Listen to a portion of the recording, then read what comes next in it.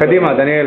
לסבא שמואל היקר, אני ישבתי וחשבתי מה כדאי לאחל לך.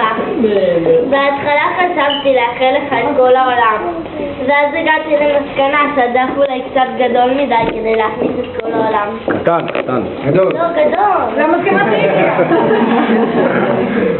ואז שוב ישבתי וחשבתי עוד הרבה, והבנתי, לסבא כמוך צריך לאחל משהו קצת שונה, משהו מיוחד. אז שתחיה באיזה גיל שאתה רוצה, עדיף בסביבות האינסוף, כי כל העולם אוהב אותך בלי סוף. שתקבל רק מה שאתה רוצה, אמן, ותהיה תמיד מרוצה. שכולנו נזכה איתך לטוס עוד המון פעמים, ושחס וחלילה תריב עם אנשים. שיהיה לך אושר ויושר, בריאות וכושר, כוח מוח ותמיד רק לשמוח.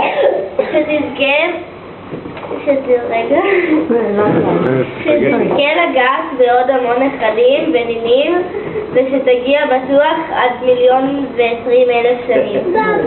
אוהבת, מחבקת ומנשקת אותך, אני כאן בכל פעם שרק אתה צריך. באהבה ענקית.